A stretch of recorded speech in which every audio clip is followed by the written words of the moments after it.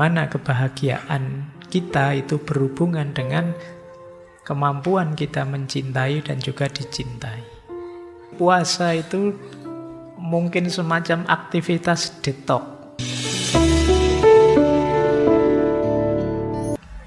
Assalamualaikum warahmatullahi wabarakatuh.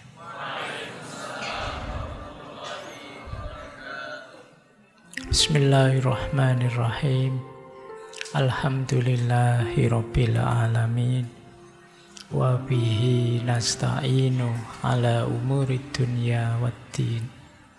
Allahumma sholli wa sallim wa barik ala habibina wa syafi'ina sayyidina wa maulana Muhammadin wa ala alihi wa ashabihi wa man tabi'ahum bi ihsanin ila yaumiddin.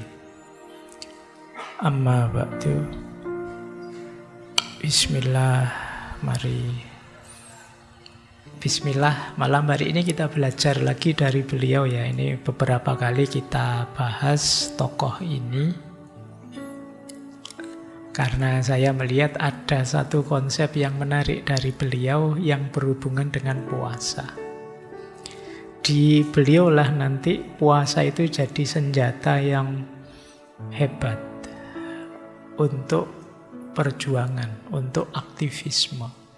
Meskipun dengan corak anti kekerasan. Dulu pernah kita bahas ahimsa, filsafat perdamaian khas beliau, Mahatma Gandhi. Kelahiran 1869, nanti beliau meninggal 1948. Tokoh spiritual, filosof, figur paling penting dalam berdirinya negara India saat ini. Tentu saja di antara prinsip hidup ideal menurut beliau adalah cinta. Kenapa nanti beliau antara lain menggagas anti kekerasan, penghargaan pada kemanusiaan dan lain sebagainya ya? Karena salah satu prinsip hidup dasar dalam gaya hidup beliau itu prinsip cinta. Makanya beliau bilang, where there is love, there is life. Dimanapun ada cinta, di situ ada kehidupan. Nah, kalau sudah ngomong cinta-cinta ini sampean melek sudah. Tak awali dari sini biar melek dulu, terus baru gagasan rumitnya di belakang. Jadi cinta berhubungan dengan makna hidup, tujuan hidup, dan kebahagiaan hidup. Dulu kita pernah belajar tentang cinta, bagaimana puncak idealnya makna hidup itu ya dicinta.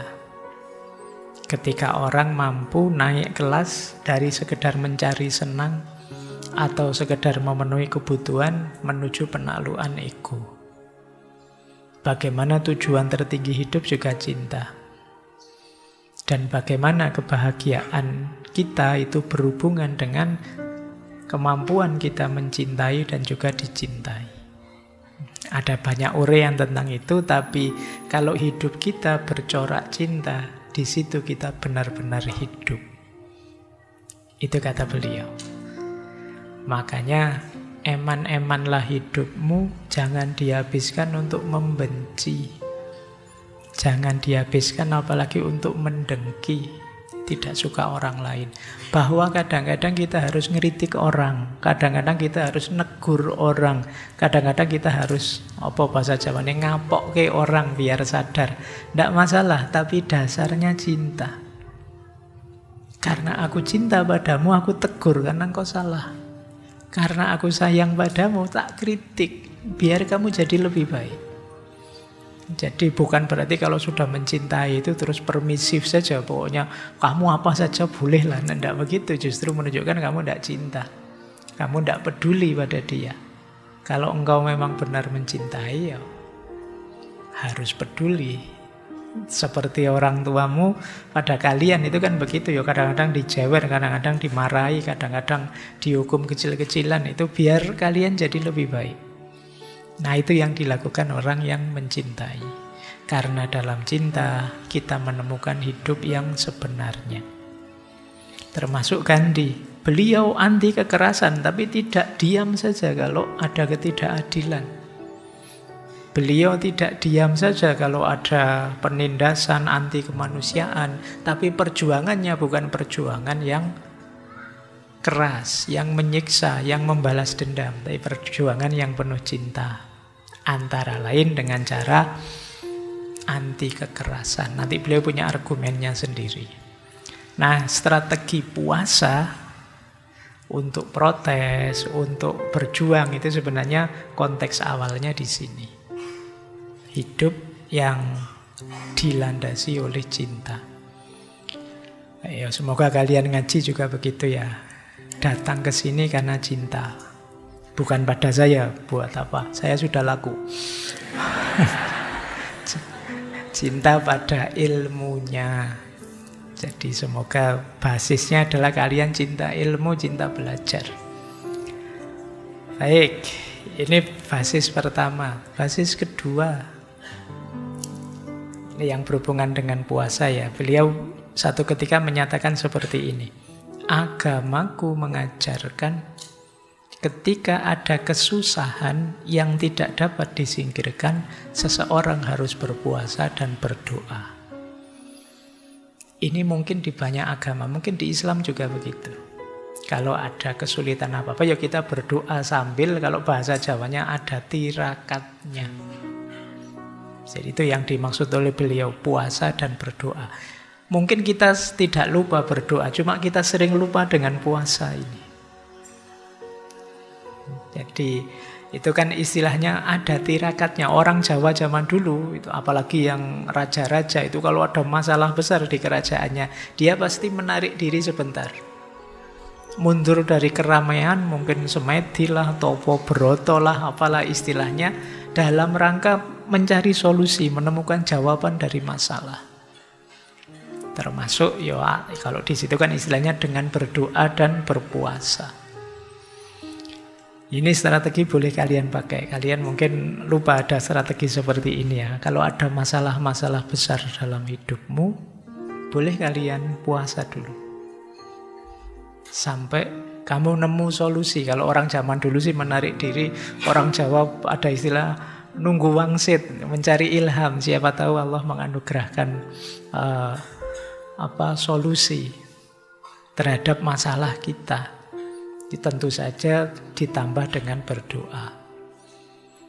Ya termasuk kita bagaimana dulu Rasulullah sebelum mendapat wahyu kan setiap bulan Ramadan juga bertahanus menarik diri. Itu kan tirakatan. Berdoa mencari solusi mungkin problem umat zaman itu.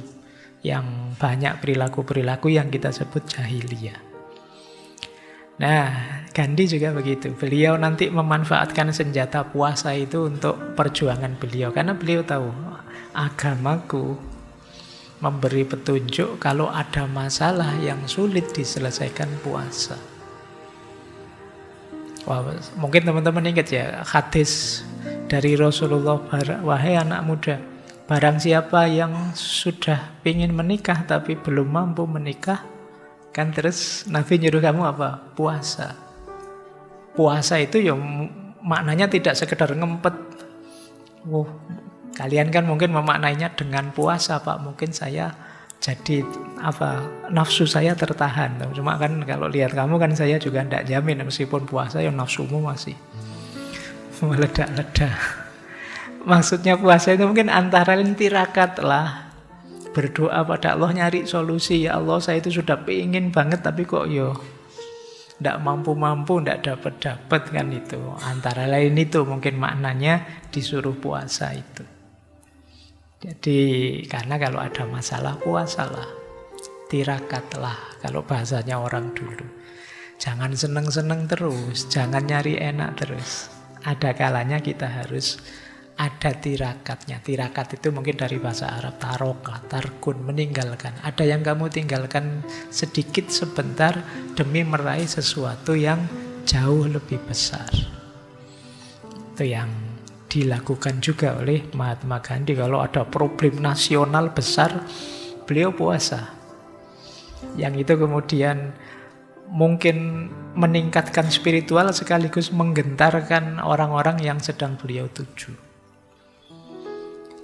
Ya, baik. Makanya dulu zaman saya masih mahasiswa itu kadang-kadang kalau sedang gegeran sama siapa atau perlu sama siapa kok ndak beres-beres, awas nih, tak posoni loh. Itu ngeri kalau sudah dipuasai itu. Bisa takluk kamu. Kita lanjutkan ya. Jadi ini basis kedua, bahwa memang puasa itu bagian dari agama.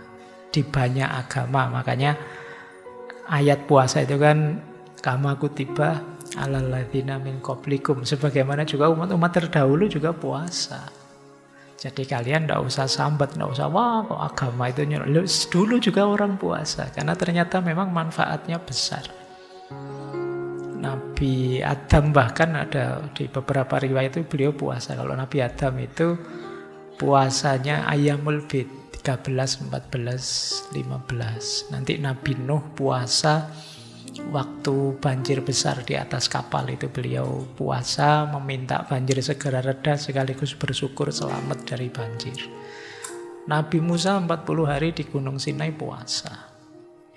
Jadi nabi-nabi hampir semua puasa. Nabi Isa juga konon ada puasa 40 hari juga beliau.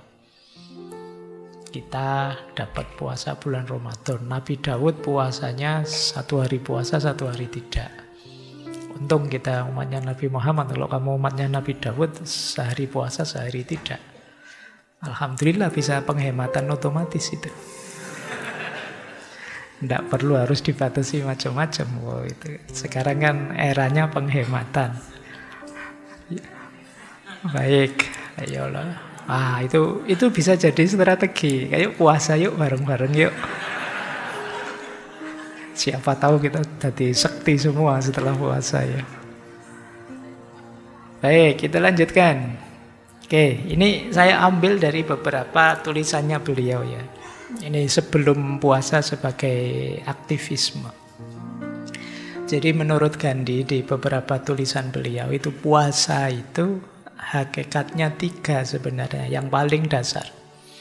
Yang pertama, memurnikan atau menyucikan tubuh. Yang kedua, menyucikan pikiran. Dan yang ketiga, menyucikan jiwa. Ini kalau bahasanya Imam Ghazali terus ada awam, khawas, khawasul khawas. Jadi menyucikan tubuh itu, puasa itu mungkin semacam aktivitas detox. Jadi membuang racun-racun, mengistirahatkan tubuh kita. Jadi ketika kita ngambil jeda untuk tidak makan, tidak minum, tubuh kita punya kesempatan untuk memulihkan diri, menyembuhkan kalau ada yang mungkin tidak beres. Mesin itu kan kalau dipakai terus, tidak pernah dijeda, ya rentan error, rentan hang, apalagi tubuh kita. Nah, puasa semacam detox-nya. Jadi pembersihan dari racun-racun, menyeimbangkan kembali tubuh kita. Ini yang pertama secara fisikal. Yang kedua secara pikiran. Secara pikiran, puasa sebenarnya melatih kita sederhananya mengendalikan diri. Jadi puasa membantu kita mengendalikan pikiran, meminimalisir cemas, gelisah, pikiran negatif, dan lain sebagainya. Jadi dengan puasa, pikiran kita sudah tidak ngaco lagi, tidak kemana-mana melayang. Yang dipikir ya fokus ke diri kita yang sedang lapar, diri kita yang sedang bersih-bersih. Nah, ini fokus kedua, puasa pikiran minggu lalu dijelaskan banyak itu oleh Sangsi. Jadi bagaimana kita dilatih untuk tidak egois, tidak memanjakan pikiran. Bagaimana kita bisa melampaui egoisme pikiran kita sendiri dalam puasa. Itu manfaat kedua. Manfaat ketiganya, hakikat puasa itu pembersihan jiwa. Pembersihan jiwa itu menyadarkan jiwa kita untuk tidak terikat dengan apapun hal-hal duniawi. Puasa menyadarkan kita, selama ini saya sering hidup itu takut nanti makan apa. Ternyata tidak makan juga bisa kok. Ini menenggang keterikatan. Ternyata sulit juga bisa kok saya tidak sadar ternyata saya tangguh juga. Itu antara lain itu. Atau jiwa kita jadi sadar betapa banyak orang yang kurang mampu, perlu bantuan dan lain sebagainya. Jadi ini yang disebut memurnikan jiwa. Jadi menurut Gandhi saat kita puasa, tubuh fisik kita dibersihkan, pikiran kita dibersihkan, jiwa kita dibersihkan. Beliau di salah satu tulisan beliau mengucapkan ini, saya tidak tahu teman-teman ada tidak 10 gejala itu. Yang kata Gandhi obatnya puasa. Jadi kata beliau begini, dari pengalaman saya dan pengalaman rekan-rekan saya katakan tanpa ragu, ini pengalaman ya dasarnya, jangan dibantah Pak, di ilmu kedokteran itu ya monggo. Ini pengalaman beliau sama teman-temannya. Jadi kata beliau, puasalah pertama jika Anda sembelit. Kayak paham ya sembelit apa? Jangan-jangan kalian ilmunya kelas tinggi sembelit nggak tahu. Kalau kamu sudah sembelit, perutmu tidak nyaman sekali, sudah berhari-hari, coba puasa. Jangan-jangan itu karena terlalu penuh sampai sesak di dalam tidak bisa keluar. Bikin space biar longgar. Yang kedua, jika Anda anemia, lemas, kurang darah. Yang ketiga, jika Anda demam, ngerges. Nah itu aneh ya. Tapi beliau ngalami sendiri kok. Jadi itu pengalaman beliau dan rekan-rekannya. Kalau demam, coba puasa. Yang keempat, kalau mengalami gangguan pencernaan.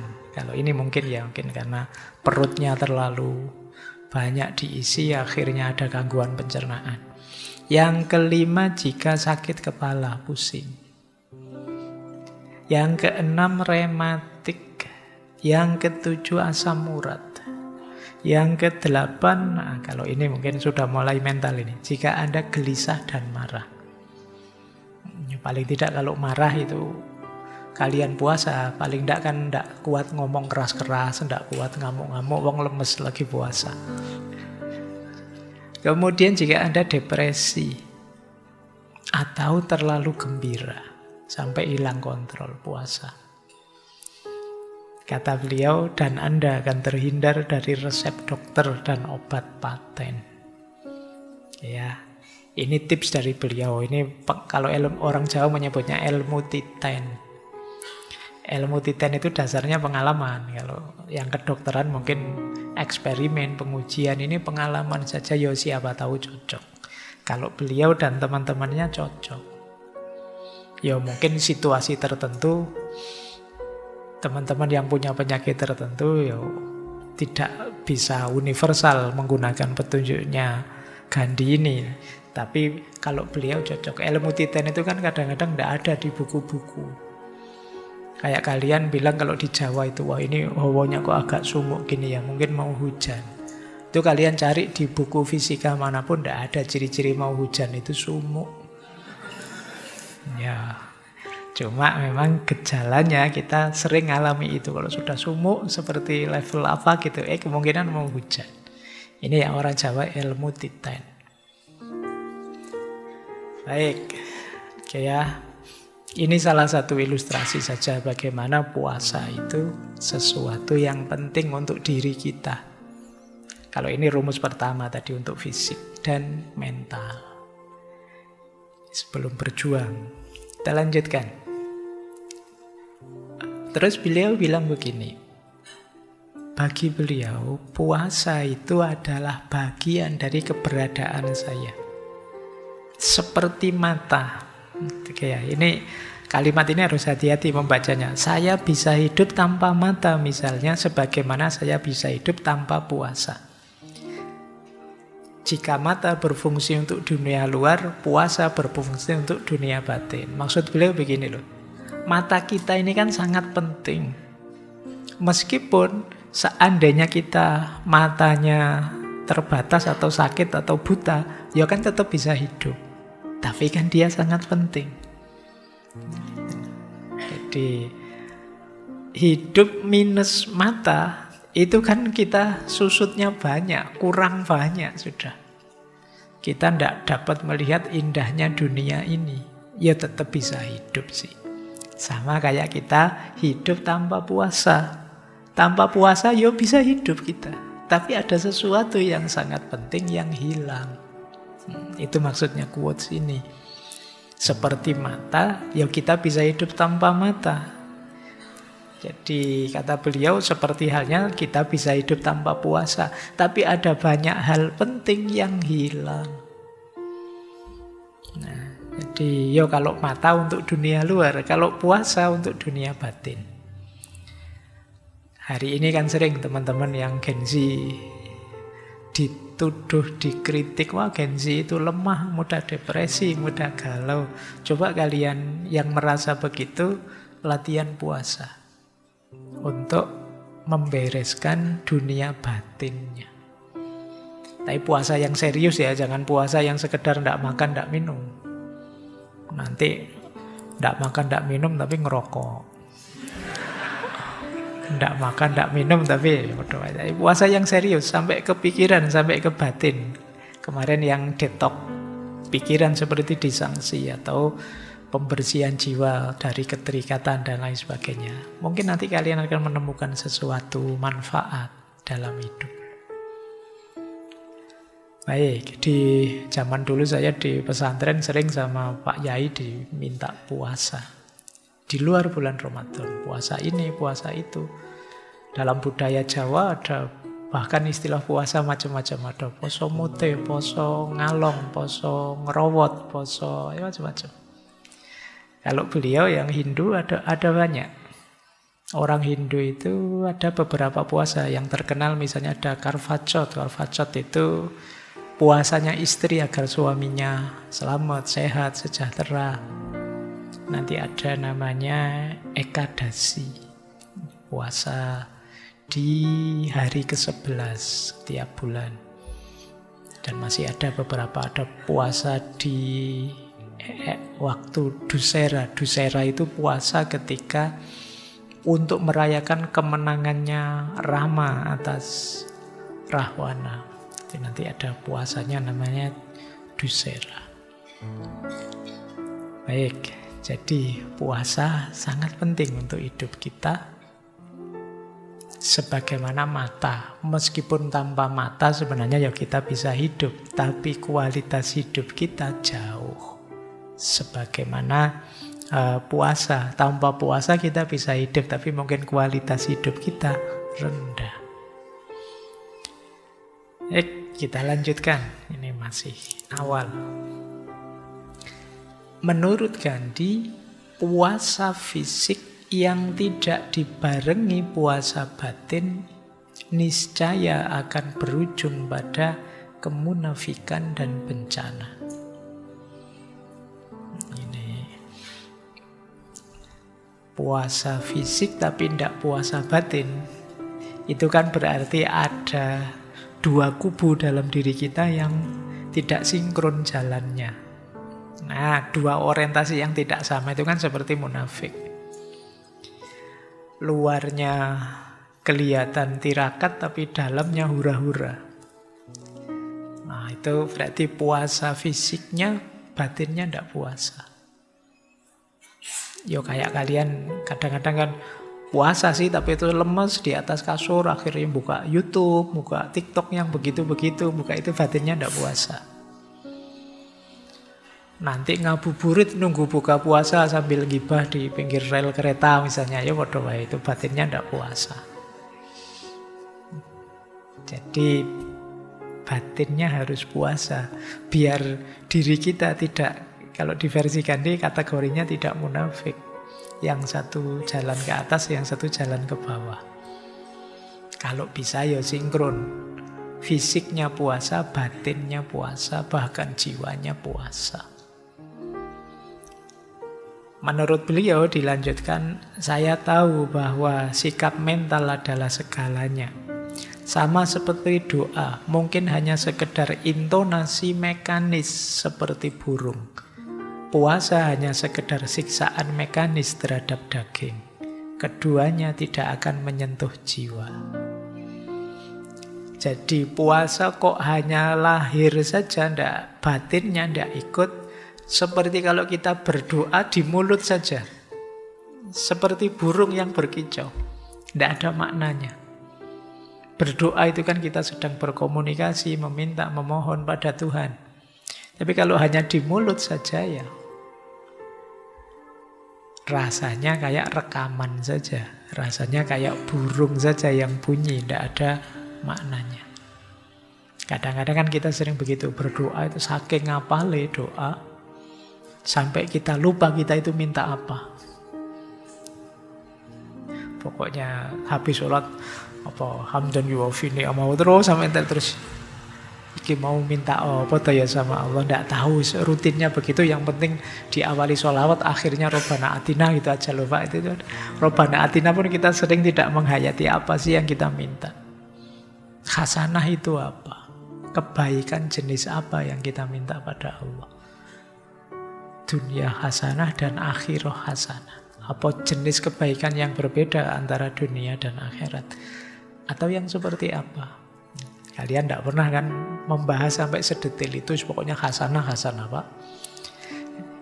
Jadi kita tidak sadar yang kita minta apa. Kita tidak tahu sedang berkomunikasi dengan siapa, pokoknya kita ngoceh saja. Kata Gandhi seperti burung. Nah, orang puasa itu kata beliau ya sama sih seperti itu. Seperti orang yang sekedar menyakiti dirinya. Kan ada hadis itu yang bilang berapa banyak orang puasa kam min so'imin laisalahu min siyamihi illal ju'wal atos. Berapa banyak orang puasa yang tidak dapat apa-apa selain lapar dan haus, selain menyakiti dirinya. Padahal tujuan puasa tidak di situ. Tunggu saja nanti sebentar lagi bulan Ramadan dalil-dalil itu keluar lagi. Ya, cuma tidak pernah kalian renungi. Ya karena sudah terlalu rutin itu, jadi mengalir berjalan begitu saja. Baik, jadi ayo puasa lahir dan puasa batin. Jadi satu paket yang lengkap. Meskipun beliau terus bilang begini, meskipun saya menanggung rasa lapar dan banyak ketidaknyamanan lain karena berpuasa dengan gembira, jangan seorang pun membayangkan bahwa saya tidak menderita. Puasa-puasa ini dapat ditanggung hanya karena puasa itu diperintahkan oleh kekuatan yang lebih tinggi. Dan kemampuan untuk menanggung rasa sakit juga berasal dari kekuatan itu. Jadi kata beliau begini, saya menyarankan banyak puasa, saya sendiri banyak puasa, tapi jangan dikira terus enak loh. Ya tetap saja namanya puasa tidak enak, antara tidak makan dengan makan tetap enak makan. Jujur saja begitu, tidak usah gaya, wah biasa Pak saya puasa itu ya tetap. Kita kan sering gaya begitu. Padahal di antara hikmahnya puasa itu kita sadar betapa beratnya orang tidak mampu kan itulah. Kalau kita tidak merasa berat sama sekali, kita tidak ketemu hikmah itu. Ya jujur saja ya berat Pak, ngomong tidak makan, tidak minum pagi sampai sore, itu kan berat. Gandhi juga bilang, jangan dikira saya senang-senang, ya tetap berat. Cuma karena yang merentah itu dia, yang di atas, dan juga yang memberi kekuatan sehingga saya mampu puasa adalah juga dia yang di atas, maka puasa itu bisa kita maknai menggembirakan meskipun pahit. Jadi pahit kan tidak selalu menyedihkan. Banyak orang mencari pahit untuk obat. Kayak jamu itu kan pahit dicari, tapi dalam rangka biar besok sehat. Sama puasa itu tidak menyenangkan, tapi ini untuk obat. Apakah itu tubuh kita, pikiran kita, juga jiwa kita. Maka tidak usah terlalu banyak kalkulasi. Kalau mau pingin puasa, puasa saja. Insya Allah kuat kok. Wong kemarin 1 bulan kuat. Tahun lalu. Tapi kan ini sebentar lagi. Tahun ini kita puasa. Jadi minimal kita wajibnya saja Ramadan itu sudah luar biasa. Meskipun kalian sering bercita-cita. Sekali-sekali Senin Kemis, Pak. Sekali-kali ya berhenti di cita-cita biasanya. Coba kalian sendiri bikin rumus puasamu sendiri, tirakatmu sendiri. Temukan kemuliaan dari situ. Berat memang. Apalagi kalau kamu mengistiqomai, apalagi kalau kamu mengambil paket-paket berat, paket 40 hari, paket Nabi Dawud, paket. Ayo. Senin Kemis ditambah 3 hari Ayamul Bid sudah berapa? 8 tambah 3, 11. Terus nanti apalagi kalau ada puasa sunnah apa gitu. Kalau kalian mau. Tantang dirimu ya. Latihan tirakat. Baik.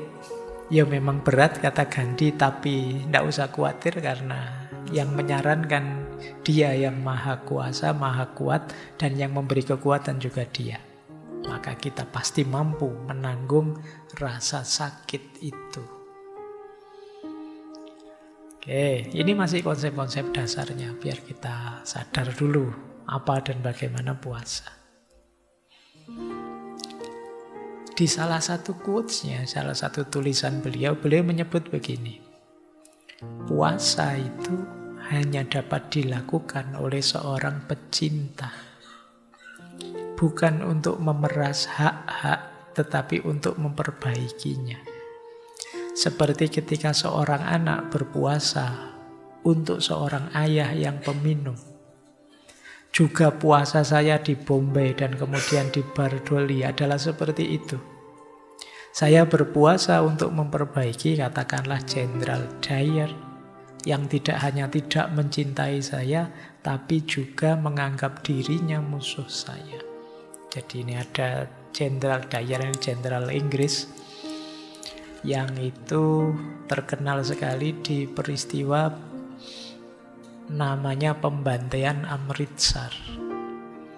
Ya, pembantaian Amritsar itu saat itu ada unjuk rasa, demo terhadap penjajah sekitar 20 ribuan orang. Karena Jenderal Dyer ini merasa terancam, terus beliau memerintahkan ditembaki saja semua orang demo itu tanpa peringatan. Korbannya 400-an orang tewas, ribuan luka-luka saat itu. Dan itu yang kemudian Gandhi melakukan protes-protes sampai kemudian Jenderal Dyer ini menganggap Gandhi musuh besarnya. Nah, di antara prosesnya Gandhi dengan puasa. Tapi seperti saya bilang tadi, puasa-puasa yang dilakukan oleh Gandhi termasuk untuk memprotes, itu sebenarnya dasarnya bukan kebencian, tapi cinta. Yang bisa puasa seperti ini, itu hanya orang-orang pecinta. Ya, beliau mencontohkan seperti seorang anak yang mempuasai bapaknya yang pemabuk. Ini bapak saya tiap hari mabuk, dinasehati mesti tidak didengar, wong saya cuma anak. Saya doakan saja sambil saya puasai. Nah, ini strateginya para pecinta puasa. Tapi nanti jangan kalian, wah kamu ngincer siapa tak posoni. Itu di luar tanggung jawab saya ya kalau ada yang begitu. Tapi itu strategi untuk meluluhkan hati. Kadang-kadang kan kita sulit. Gimana ya caranya menyadarkan, gimana ya caranya biar dia jadi baik lagi. Dinasehati tidak bisa, diapain tidak bisa. Kita sering lupa jalan terakhir ini, didoakan, dipuasai. Puasa itu berarti bukan kok terus kita mempuasai dia begitu, tapi kita dengan puasa kita lebih dekat dengan Tuhan, kita lebih dekat dengan Allah. Ketika kita lebih dekat dengan Allah, mintalah. Jadi puasa kan termasuk tadi rumusnya bersih-bersih diri kita, pikiran kita, hati kita, jiwa kita. Kalau sudah bersih, lebih mudah menangkap isyarat ilham cahaya dari Allah. Lebih mudah kita berkomunikasi dengannya. Nah, jadi kalian boleh, Pak, saya kok melihat berdasarkan medsos Indonesia ini kok tambah ruwet ya Pak, ya puasalah. Kamu mau tidak sekali-sekali puasa untuk Indonesia? Mendoakan bangsa kita, wong ini rumah kita semua. Nah, coba begitu, biar jadi anak baik. Baik ya, jadi ini rumus kata beliau, puasa para pecinta yang bisa melakukannya. Makanya beliau punya rumus begini. Saya percaya bahwa tidak ada doa tanpa puasa dan tidak ada puasa sejati tanpa doa. Kenapa begitu? Doa mengarahkan puasa dan puasa membuka ruang bagi doa. Jadi ini berarti puasa itu sebenarnya ihwal pendekatan kita pada Tuhan. Jangan sampai kita puasa tanpa doa. Puasa tanpa doa itu kata Gandhi, puasa yang sekedar pengorbanan fisik. Harusnya puasa itu jadi sarana meningkatkan spiritualitas kita. Jadi mari berpuasa dengan tujuan lebih dekat pada Allah. Itu yang dimaksud puasa dan doa. Jadi jangan sampai kita berpuasa lupa berdoa. Puasa lupa berdoa itu puasa tapi tidak tahu kenapa kok puasa, tujuannya apa puasa, ini namanya puasa lupa berdoa. Atau berdoa lupa puasa. Minta terus tapi tidak mau tirakat, pingin enak terus, pingin nyaman terus, pingin diberi fasilitas terus, tidak mau tirakatan. Ya berdoa sih minta terus. Ini jiwanya kotor tapi terus ngotot minta berdoa. Ya kemungkinan dikabulkan. Tapi kata Gandhi ya sebenarnya doa yang sejati ya dengan puasa. Puasa yang sejati harus ada unsur doanya. Kalau di kita kan doanya orang puasa itu makbul. Apalagi doa sebelum buka puasa. Itu mesti makbul karena setelah itu kamu langsung buka puasa. Jadi itu salah satu perilaku kita yang paling terpuji dan tepat waktu. Kita kan sering dikritik orang Indonesia itu sering lelet, sering terlambat. Undangan jam 8 mulainya jam 9. Tapi satu-satunya yang kita on time hanya itu, buka puasa. Itu layak dipuji kalau sudah itu ya. Baik ya, jadi ini hubungannya puasa dengan doa. Jadi puasa itu jangan lupakan unsur doanya. Ya doanya orang puasa makbul, tapi kita sering semangat sekali puasa, unsur doanya hilang, maksudnya lupa dengan Allah. Lupa Allahnya. Lebih fokus ke tidak makan, tidak minumnya. Padahal puasa itu kan bagian dari kendaraan kita, jembatan kita untuk lebih dekat kepada Allah. Baik, jadi itu tadi yang saya jelaskan. Mungkin kita sebut hakikatnya puasa menurut beliau ya, Mahatma Gandhi. Oke, saya kira itu untuk malam hari ini. Kurang lebihnya mohon dimaafkan. Wallahul muwaffiq, wallahu a'lamu bissawab. Wassalamualaikum warahmatullahi wabarakatuh.